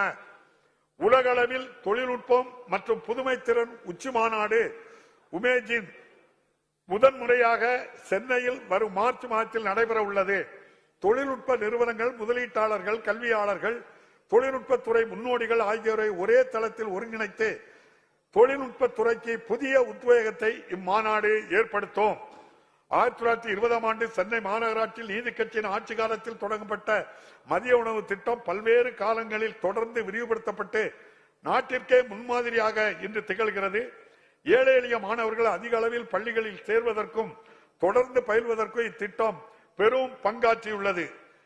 இதன் அடுத்த பரிமாணமாக கல்வி கற்கும் கனவுகள் பல சுமந்து கொண்டு வெறும் வயிற்றுடன் காலையில் பள்ளிக்கு வரும் குழந்தைகள் கல்வியில் கவனம் செலுத்த இயலாத நிலையை களைய முதலமைச்சரின் காலை உணவு திட்டம் அறிமுகப்படுத்தப்பட்டுள்ளது. முதற்கட்டமாக 1545 அரசு தொடக்க பள்ளிகளில் திட்டம் சிறப்பாக செயல்படுத்தப்பட்டு 1,14,000 மாணவர்கள் தினமும் பயன்பெறுகின்றனர். மதிய உணவு திட்டம் போன்றே இத்திட்டமும் நமது நாட்டிற்கே முன்னோடியாக விளங்கும் என நான் உறுதியாக நம்புகிறேன். தமிழ்நாடு பல்துறைகளில் தலை சிறந்து விளங்கவும் நமது மக்களின் வாழ்க்கை தரத்தை வளர்ந்த நாடுகளுக்கு நிகராக உயர்த்தவும் 2030ஆம் ஆண்டிற்குள் $1 டிரில்லியன் பொருளாதார வளர்ச்சி இலக்கை அடைய வேண்டும் என மாண்புமிகு முதலமைச்சர் அவர்கள் இலக்கிட்டுள்ளார்கள். இந்த அரசால் மேற்கொள்ளப்பட்ட பல முதலீட்டு மாநாடுகள், உலக அளவில் முதலீடுகளை ஈர்க்க மேற்கொண்ட முன்னெடுப்புகள் ஆகியவற்றின் பயனாக ஜூலை 2021 முதல் இன்று வரை 207 புரிந்துணர்வு ஒப்பந்தங்கள் கையெழுத்திடப்பட்டுள்ளன. இதனால் 2,23,210 கோடி ரூபாய் முதலீடும் 3,44,150 நபர்களுக்கான வேலை வாய்ப்புகளும் உறுதி செய்யப்படும். இக்காலகட்டத்தில் 28,232 கோடி ரூபாய் அந்நிய முதலீட்டை தமிழ்நாடு ஈர்த்துள்ளது என்பதும் குறிப்பிடத்தக்கது. தமிழ்நாடு உயிர் அறிவியல் மேம்பாட்டுக் கொள்கை, தமிழ்நாடு ஆராய்ச்சி மற்றும் மேம்பாட்டுக் கொள்கை, தமிழ்நாடு காலனி தோல் பொருட்கள் கொள்கை, தமிழ்நாடு விண்வெளி பாதுகாப்பு தொழில் கொள்கை போன்ற பல துறைசார் கொள்கைகள் 2022ஆம் ஆண்டில் இந்த அரசால் வெளியிடப்பட்டுள்ளன. மேலும் எரிபொருட்களில் எத்தனால் சேர்த்தல், பசுமை ஹைட்ரஜன், மின் வாகனங்களுக்கான கொள்கைகள் ஆகியவை மிக விரைவில் வெளியிடப்படும். சென்னை தவிர பிற நகரங்களில் தகவல் தொழில்நுட்ப நிறுவனங்கள் அமைந்திட உகந்த சூழலை உருவாக்க 7 இடங்களில் மினி டைடல் பூங்காக்கள் அமைக்கப்பட்டு வருகின்றன. மேலும் மாநிலத்தின் 3வது டைடல் பூங்கா மதுரையில் ரூபாய் 600 கோடி மதிப்பீட்டில் நிறுவப்படும். காஞ்சிபுரம் மாவட்டம் பரந்தூரில் ஒரு புதிய பன்னாட்டு விமான நிலையத்தை அமைப்பதற்கான ஆயத்த பணிகளை மாநில அரசு தொடங்கியுள்ளது. இது நமது மாநிலத்தின் அதிகரித்து வரும் விமான போக்குவரத்து தேவைகளை நிறைவு செய்வதோடு அப்பகுதி மக்களின் வாழ்வாதார மேம்பாட்டிற்கும் மாநிலத்தின் பொருளாதார வளர்ச்சிக்கும் வழிகோலும். கோவிட் பெருந்தொற்றால் கடும் பாதிப்புக்குள்ளான குறு, சிறு மற்றும் நடுத்தர நிறுவனங்கள் அரசு மேற்கொண்ட பல்வேறு நடவடிக்கைகளால் பெருமளவில் மீண்டு வந்துள்ளன. இந்நிதியாண்டின் முதல் 6 மாதங்களில் இந்நிறுவனங்களுக்கு வழங்கப்படும் கடன்கள் 20%, கடன் கணக்குகளின் எண்ணிக்கை 19% உயர்ந்துள்ளன. இந்த அரசு ஆட்சி பொறுப்பேற்ற பின்னர் 2,344 கோடி ரூபாய் மதிப்புள்ள 16,000க்கும் மேற்பட்ட சுயதொழில் திட்டங்களுக்கு உதவிகள் வழங்கப்பட்டுள்ளதோடு நடப்பாண்டில் குறு, சிறு மற்றும் நடுத்தர நிறுவனங்களுக்கென 5 புதிய தொழில்பேட்டைகளையும் அரசு தொடங்கியுள்ளது. தமிழ்நாடு புத்தொழில் மற்றும் புத்தாக்க இயக்கத்தின் ஸ்டார்ட் அப் தமிழ்நாடு வாயிலாக மாநிலத்தில் உள்ள புத்தொழில்களுக்கு உகந்த சூழல் உருவாக்கப்பட்டுள்ளது. மே 2021 முதல் மாநிலத்தில் பதிவு செய்யப்பட்ட புத்தொழில்களின் எண்ணிக்கை இரட்டிப்பாகியுள்ளது. மேலும் நம் நாட்டிலேயே முதன்முறையாக பட்டியல் இனத்தவர் மற்றும் பழங்குடியினரின் புத்தொழில்களுக்கு உதவ 30 கோடி ரூபாய் சிறப்பு நிதி அரசால் ஒப்படைக்கப்பட்டுள்ளது. இதனால் அனைவரையும் உள்ளடக்கிய புத்தொழில் சூழல் மாநிலத்தில் உறுதி செய்யப்பட்டுள்ளது. தமிழ்நாட்டு இளைஞர்கள் உலகத்தரம் வாய்ந்த திறன் பயிற்சி பெற்று திறமையிலும் தகுதியிலும் சிறந்து விளங்கிட நான் முதல்வன் திட்டத்தை அரசு தொடங்கியுள்ளது. கற்கும் கல்விக்கும் தொழில்துறைகளின் தேவைக்கும் இடையே உள்ள இடைவெளியை நிறைவு செய்து வேலைவாய்ப்புகளை பெற்றுத்தரக்கூடிய திறன் பயிற்சிகளும் தொழில் சார்ந்த பயிற்சிகளும் மாணவர்களுக்கு வழங்கப்படுகின்றன. இத்தகைய சீரிய முன்னெடுப்புகளின் மூலம் 3 லட்சம் பொறியியல் கல்லூரி மாணவர்களுக்கு திறன் பயிற்சிகள் வழங்கப்படுகின்றன. மேலும் 4 லட்சம் கலை மற்றும் அறிவியல் கல்லூரி மாணவர்களும் இதன் மூலம் பயனடைவர். கல்லூரி படிப்பு முடியும் தருவாயிலேயே மாணவர்களின் கல்வி தகுதிக்கேற்ப வேலை வாய்ப்பினை உறுதி செய்வதோடு தொழில் நிறுவனங்களில் பணியாற்ற திறன்மிகு மாணவர்களை உருவாக்குவதும் இத்திட்டத்தின் முக்கிய நோக்கமாகும்.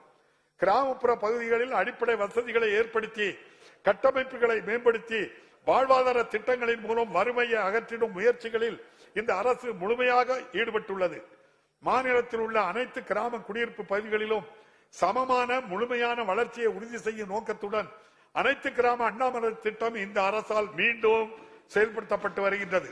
2022-23 ஆண்டில் மொத்தம் 1155 கோடி ரூபாய் மதிப்பீட்டில் 2544 ஊராட்சிகளில் பணிகள் மேற்கொள்ளப்பட்டு வருகின்றன. மக்கள் அனைவரும் ஒற்றுமையுடன் சகோதர உணர்வுடன் வாழ வேண்டும் என்ற உயரிய நோக்கத்துடன் முத்தமிழறிஞர் கலைஞர் அவர்களால் கொண்டுவரப்பட்ட பெரியார் நினைவு சமத்துவபுரம் திட்டத்தை இந்த அரசு மீட்டெடுத்து வருகின்றது. முதற்கட்டமாக 149 சமத்துவபுரங்களில் 190 கோடி ரூபாய் மதிப்பீட்டில் மேற்கொண்ட புதுப்பிக்கும் பணிகள் முடிவடையும் தருவாயில் உள்ளன.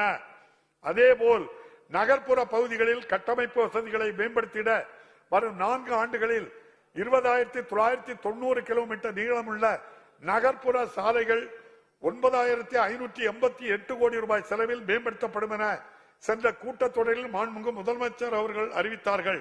இப்பணிகள் விரைவில் முடிக்கப்படும்.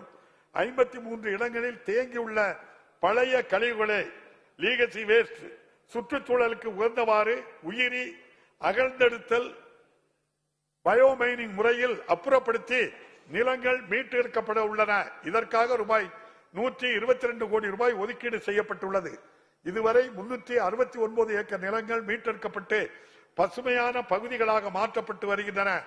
மக்களின் குடிநீர் தேவைகளை நிறைவு செய்வதற்காக 15,734 கோடி ரூபாய் மதிப்பீட்டில் 103 கூட்டு குடிநீர் திட்டங்களுக்கு உயிர்நீர் இயக்கத்தின் கீழ் ஜல்ஜீவன் மிஷன் அரசு ஒப்புதல் அளித்துள்ளது. மேலும் நகர்ப்புற பகுதிகளுக்கு குடிநீர் வழங்கும் பணிகளுக்காக அம்ருத் திட்டத்தின் கீழ் 3,166 கோடி ரூபாய் ஒப்புதல் அளிக்கப்பட்டுள்ளது. இதன் மூலம் மாநிலம் முழுவதும் 1,64,00,000 மக்கள் பயன்பெறுவார்கள். நகரங்களின் திட்டமிட்ட வளர்ச்சியை உறுதி செய்யவும் முறைப்படுத்தவும் 6 புதிய நகர வளர்ச்சி குழுமங்கள் அமைக்கப்பட்டுள்ளன. சென்னையும் அதை சுற்றியுள்ள பகுதிகளும் மிக வேகமாக வளர்ச்சியடைந்து வருகின்றன. இப்பெருநகர தொகுப்பின் அடிப்படை தேவைகளை நிறைவு செய்து பொருளாதார வளர்ச்சிக்கு வித்திடும் வகையில் சென்னை பெருநகரின் எல்லை 5 மடங்காக 5,904 சதுர கிலோமீட்டர் அளவிற்கு விரிவாக்கப்பட்டுள்ளது. சென்னை பெருநகர பகுதிக்கான போக்குவரத்து திட்டங்களை தயாரிக்கவும் பல்வேறு துறைகளால் செயல்படுத்தப்படும் போக்குவரத்து அமைப்புகளையும் சேவைகளையும் ஒருங்கிணைத்திடவும் சென்னை ஒருங்கிணைந்த பெருநகர போக்குவரத்து குழுமம் கும்டா 2010 ஆண்டில் அமைக்கப்பட்டது. பல ஆண்டுகளாக செயல்படாமல் இருந்த இக்குழுமத்திற்கு இந்த அரசு புத்துயிர் அளித்துள்ளது.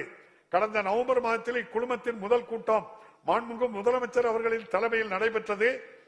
ஒருங்கிணைந்த பயணச்சீட்டு முறை, பல்வேறு போக்குவரத்து திட்டம், பெண்களுக்கும் மாணவர்களுக்கும் பாதுகாப்பான பயணத்தை உறுதி செய்தல் ஆகியவை மேற்கொள்ளப்படும். சென்னை பெருநகரின் வேகமான வளர்ச்சி நீடித்து நிலைக்கத்தக்கதாக இருக்க வேண்டுமெனில் இந்த பெருநகரை சுற்றியுள்ள பகுதிகளில் திட்டமிட்ட வளர்ச்சி அவசியம் என்பதை இந்த அரசு முழுமையாக உணர்ந்துள்ளது. இந்த வகையில் சென்னைக்கு அருகே உள்ள மாடம்பாக்கத்தில் 600 ஏக்கர் பரப்பளவில் நிலத்திரட்டு முறையில்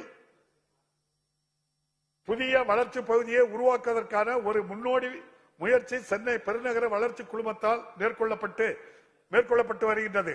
நில உரிமையாளர்களின் ஒப்புதலோடு நிலங்களை பெற்று திரட்டி திட்டமிட்ட வளர்ச்சிக்கு ஏதுவாக பல்வேறு நில பயன்பாடுகளுக்கு ஏற்றவாறு அவற்றை நில வகைப்பாடு செய்து நில உரிமையாளர்களுக்கு பங்கீடு செய்து வழங்கி புறநகர் வளர்ச்சிக்கு வித்திடும் பணிகள் விரைவாக நடைபெற்று வருகின்றன.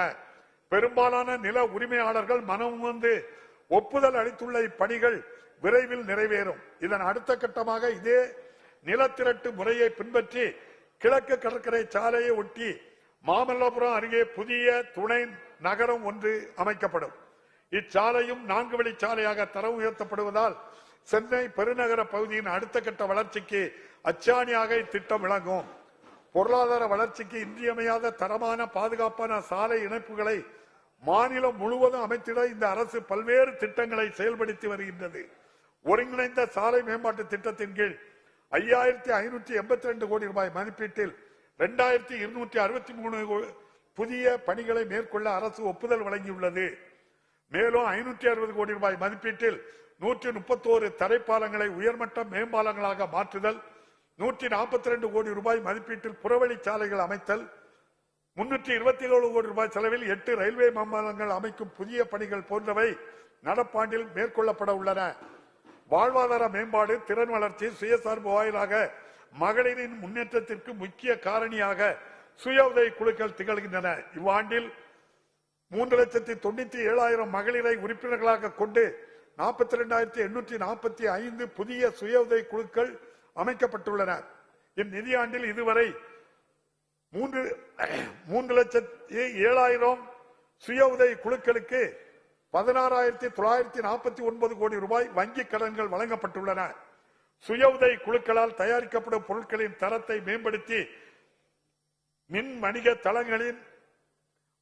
வணிக தளங்களின் வாயிலாக விற்பனை வாய்ப்புகளை உயர்த்திட மதி என்ற முத்திரை பிராண்ட் அரசால் ஊக்குவிக்கப்பட்டு வருகின்றது. சாதாரண நகர பேருந்துகளில் மகளிர் அனைவருக்கும் கட்டணமில்லா பயணம் என்ற புரட்சிகரமான திட்டத்தின் மூலம் மாநிலத்தில் பெண்களிடையே பொருளாதார மேம்பாடு மட்டுமின்றி சமூக எழுச்சியும் ஏற்பட்டுள்ளது.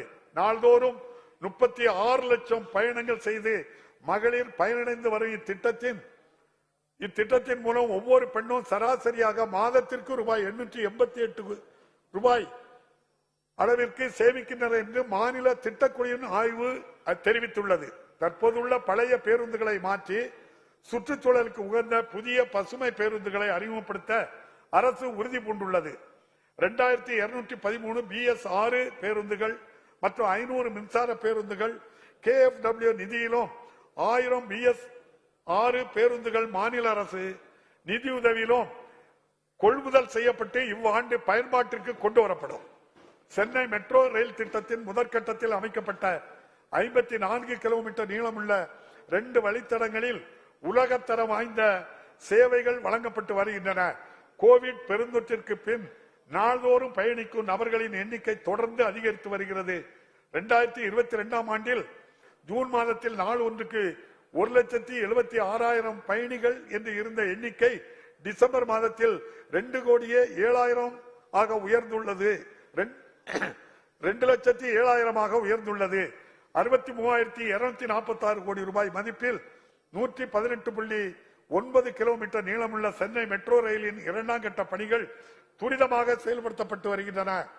மாநிலத்தில் குவிந்து கிடக்கும் சுற்றுலா வளர்ச்சிக்கான வாய்ப்புகளை பயன்படுத்தி சுற்றுலா சார்ந்த பொருளாதாரத்தை மேம்படுத்துவதற்கு ஒரு ஒருங்கிணைந்த அணுகுமுறையை அரசு பின்பற்றுகிறது. சுற்றுலா பயணிகளுக்கு தனித்துவமான அனுபவங்களை ஏற்படுத்தவும் உள்ளூர் மக்களுக்கு வாழ்வாதார வாய்ப்புகளை உருவாக்குவதற்கும் அதிகம் அறியப்படாத சுற்றுலா தலங்களில் சாகச சுற்றுலா, சுற்றுச்சூழல் சுற்றுலா மையங்கள் அமைக்கப்பட்டு வருகின்றன. ஒப்பாரும் இக்காரும் இல்லா தமிழ் மாமன்னர் ராசராச சோழனின் அரும் பெருமைகளை போற்றும் நோக்குடன் அவரது பிறந்த நாளான சதய விழா இனி அரசு விழாவாக கொண்டாடப்படும் என அரசு அறிவித்துள்ளது. மேலும் சோழ பேரரசின் புகழை காட்சிப்படுத்தும் வகையில் ராசராச சோழனின் மணிமண்டபம் புதுப்பிக்கப்பட்டு மெருகேற்றப்படும் எனவும் உலகாண்ட தமிழ் மாமன்னர் ராசேந்திர சோழரின் பிறந்த நாளான ஆடி திருவாதிரை இனி அரசு விழாவாக கொண்டாடப்படும் எனவும் மாண்புமிகு முதலமைச்சர் அவர்கள் அறிவித்துள்ளார்கள். மாநிலத்தில் உள்ள தொல்பொருள் மற்றும் வரலாற்று நினைவு சின்னங்கள் செழுமையான மரபினை பாதுகாப்பதற்கான தீவிர நடவடிக்கைகள் அரசால் மேற்கொள்ளப்பட்டு வருகின்றன. கீழடி அகழ்வாயில் கிடைத்த தொல்பொருட்களை காட்சிப்படுத்துவதற்காக அமைக்கப்படும் உலக தரம் வாய்ந்த அருங்காட்சியகத்தின் கட்டுமான பணிகள் நிறைவடையும் தருவாயில் உள்ளன. இதுபோன்று ஆதிச்சநல்லூர், கொற்கை, சிவகலை ஆகிய பகுதிகளில் அகழ்ந்தெடுக்கப்பட்ட தொல்பொருட்களை காட்சிப்படுத்துவதற்கான பொருணை அருங்காட்சியகம் அமைக்கும் பணிகளும் நடைபெற்று வருகின்றன. இந்த அரசு ஆட்சி பொறுப்பேற்றதிலிருந்து கோவில் நிலையங்களையும் உடைமைகளையும் பாதுகாப்பதற்கு தேவையான அனைத்து நடவடிக்கைகளையும் எடுத்து வருகின்றது. இதுவரையில் 3,657 கோடி ரூபாய் மதிப்புள்ள நிலங்களும் சொத்துக்களும் மீட்டெடுக்கப்பட்டுள்ளன. மகத்தான இப்பணிகளுக்காக தமிழ்நாடு அரசிற்கு என் மனமார்ந்த பாராட்டுகளை தெரிவித்துக் கொள்கிறேன். இந்த ஆண்டு 158 கோடி ரூபாய் மதிப்பீட்டில் 34 கோயில்களின் புதிய கட்டுமான பணிகளை அரசு தொடங்கியுள்ளது. மேலும் திருச்செந்தூர் திருக்கோவில் பகுதியில் 300 கோடி ரூபாய் மதிப்பீட்டில் பெருந்திட்ட வளாக பணிகள் தொடங்கப்பட்டுள்ளன. அனைவரையும் உள்ளடக்கிய வளர்ச்சி என்ற கொள்கையுடன் செயல்படும் இந்த அரசு சமூகத்தின் விளிம்பு நிலையில் உள்ள அடித்தட்டு மக்கள் அனைவரும் சமூக பொருளாதார கல்வி மேம்பாட்டினை அடைவதற்காக பல்வேறு சிறப்பு திட்டங்களை செயல்படுத்தி வருகிறது. ஆயுதிராவிடர் மற்றும் பழங்குடியின மாணவர்களுக்கான புதிய விடுதி கட்டடங்கள், திறன்மிகு வகுப்பறைகள் அமைத்தல், உண்டு உறைவிட பள்ளிகளை மேம்படுத்தல் உள்ளிட்ட பல்வேறு பணிகள் 425.40 கோடி ரூபாய் மதிப்பீட்டில் மேற்கொள்ளப்பட்டு வருகின்றன. மாநிலம் முழுவதும் வீடின்றி வசித்து வரும் அழிவின் விளிம்பில் உள்ள பழங்குடியினருக்கு 1537 வீடுகள் கட்டும் பணிகள் நடைபெற்று வருகின்றன. வனங்களில் வசிக்கும் பழங்குடியின மக்களின் உரிமைகளை உறுதி செய்யும் பொருட்டு கடந்த 1.5 ஆண்டுகளில் வன உரிமை சட்டம் 2006 கீழ் 2293 பழங்குடியின குடும்பங்களுக்கு வன உரிமைகள் வழங்கப்பட்டுள்ளன. தமிழ்நாட்டில் சமூக நீதியை நிலைநாட்டி சமூகத்தில் பின்தங்கியுள்ள மக்களின் முன்னேற்றத்தினை உறுதி செய்யும் வகையில் சிறப்பான இடஒதுக்கீடு முறையை தமிழ்நாடு அரசு பின்பற்றி வருகிறது. பொருளாதாரத்தில் பின்தங்கிய பிரிவினருக்கு 10% இடஒதுக்கீடு வழங்கப்பட்டுள்ளது. சமூக நீதி கொள்கைகளுக்கு எதிராக 10% இடஒதுக்கீடு கொள்கை சமூக நீதி கொள்கைக்கு எதிராக உள்ளதால் தற்போது நமது மாநிலத்தில் பின்பற்றப்படும் இடஒதுக்கீடு முறையே தொடரும் என்ற கொள்கையை கோட்பாட்டில் இருந்து இந்த அரசு உறுதியாக உள்ளது. சமூகத்தில் பின்தங்கியுள்ளோரின் பொருளாதார மேம்பாட்டை உறுதி செய்ய தமிழ்நாடு பிற்படுத்தப்பட்டோர் பொருளாதார மேம்பாட்டுக் கழகம், தமிழ்நாடு சிறுபான்மையினர் பொருளாதார மேம்பாட்டுக் கழகம் ஆகியவற்றின் மூலம் 210 கோடி ரூபாய் அளவிற்கு கடன்கள் வழங்குவதற்கு நடவடிக்கை மேற்கொள்ளப்பட்டு வருகின்றன. கண்ணை இமை காப்பது போல் சிறுபான்மையினர் உரிமைகளையும் நலன்களையும் பாதுகாக்க பல்வேறு நடவடிக்கைகளை இந்த அரசு மேற்கொண்டு வருகிறது. கட்ச் மற்றும் செருசலேமுக்கு புனித பயணம் மேற்கொள்ளும் பயணிகளுக்கு மானியம் வழங்கும் திட்டம் தொடர்ந்து செயல்படுத்தப்படும். சமூகத்தில் நலிவடைந்த பிரிவினரின் நிலையை மேம்படுத்துவதை இந்த அரசு நோக்கமாக கொண்டுள்ளது. மாற்றுத்திறனாளிகள் பெறும் மாதாந்திர ஓய்வூதியத்தை ரூபாய் 1000 இருந்து 1500 ரூபாயாகவும், தங்களை தாங்களே பராமரித்துக் கொள்ள இயலாத மாற்றுத்திறனாளிகளுக்கு பராமரிப்பு உதவித்தொகையை ரூபாய் 1500 ரூபாயில் இருந்து 2000 ரூபாயாகவும் உயர்த்த மாண்புமிகு முதலமைச்சர் அவர்கள் ஆணையிட்டு வழங்கப்பட்டு வருகிறது. இதற்காக ஆண்டொன்றுக்கு 388 கோடி ரூபாய் கூடுதல் செலவினம் ஏற்படும். இதனால் மாநிலம் முழுவதும் உள்ள 6,45,000 மாற்றுத்திறனாளிகள் பயன்பெறுவார்கள். அரசு பணியாளர்களின் நலனை கருத்தில் கொண்டு சுமார் 16 லட்சம் அரசு அலுவலர்கள், ஆசிரியர்கள், ஓய்வூதியதாரர்கள், குடும்ப ஓய்வூதியதாரர்கள் பயன்பெறும் வகையில் இந்த அரசு 1/1/2023 முதல் அகவிலைப்படையை 34% 38% உயர்த்தி வழங்கியுள்ளது. இதனால் ஆண்டொன்றுக்கு அரசுக்கு 2359 கோடி ரூபாய் கூடுதல் செலவினம் ஏற்படும். ஓய்வூதியர்களுக்கான வாழ்நாள் சான்றிதழ் வழங்கும் முறை மின்னணு முறையில் எளிமையாக்கப்பட்டு ஓய்வூதியதாரர்கள் இருக்கும் இடத்திலிருந்தே இச்சேவையை பெறுவதற்கு வழிவகை செய்யப்பட்டுள்ளது. இந்த அரசு பதவியேற்ற பின் 2021 ஆண்டில் நம் மாநிலத்தில் மழை வெள்ளத்தால் சேதம் ஏற்பட்டு மக்களின் இயல்பு வாழ்க்கை பாதிக்கப்பட்டது. அந்த பேரிடரை எதிர்கொண்ட அனுபவத்தில் அடிப்படையில் சமீபத்தில் ஏற்பட்ட புயலையும் கனமழையையும் இந்த அரசு மிகச் சிறப்பாக கையாண்டது. கோவிட் பெருந்தொற்று உள்ளிட்ட பல்வேறு காரணங்களால் மாநிலத்தின் பொருளாதார தேக்க நிலையை அடைந்திருந்தது. கடந்த 1.5 ஆண்டுகளில் இந்த அரசு மேற்கொண்ட பொருளாதார சீர்திருத்தங்களாலும் நலத்திட்டங்களாலும் வளர்ச்சி பணிகளாலும் இந்நிலை மாறி தற்போது தமிழ்நாடு வளர்ச்சி பாதையில் முன்னேறி செல்கிறது. சட்டம் ஒழுங்கை சிறப்பாக நிலைநாட்டுவதால் தமிழ்நாடு தொடர்ந்து அமைதி பூங்காவாக திகழ்கிறது. இதனால் பன்னாட்டு முதலீடுகளை ஈர்த்து அனைத்து துறைகளிலும் முதன்மை மாநிலமாக தமிழ்நாடு திகழ்கிறது. சமூக நீதி, சுயமரியாதை, அனைவரையும் உள்ளடக்கிய வளர்ச்சி, சமத்துவம், பெண்ணுரிமை, மத நல்லிணக்கம், பல்லுயிர் ஓம்புதல் ஆகிய கொள்கைகள் இவ்வரசின் அடித்தளமாக அமைந்துள்ளன. தந்தை பெரியார், அண்ணல் அம்பேத்கர், பெருந்தலைவர் காமராஜர், பேரறிஞர் அண்ணா, முத்தமிழறிஞர் கலைஞர் போன்ற மாபெரும் தலைவர்களின் கொள்கைகளையும் கோட்பாடுகளையும் பின்பற்றி பார்போற்றும் திராவிட மாடல் ஆட்சியை இந்த அரசு வழங்கி வருகின்றது. தமிழர்களின் நலன், தமிழ்நாட்டின் வளம் ஆகியவற்றை மட்டுமே குறிக்கோளாக கொண்டு அரசு அயராது உழைத்து வருகின்றது. எத்தனை இடர்பாடுகள் இந்த லட்சிய பாதையில் எதிர் நின்றாலும் அவற்றையெல்லாம் கடந்து தமிழ்நாட்டை வளர்ச்சி பாதையில் வெற்றிகரமாக இந்த அரசு தொடர்ந்து வழிநடத்தி செல்கிறது.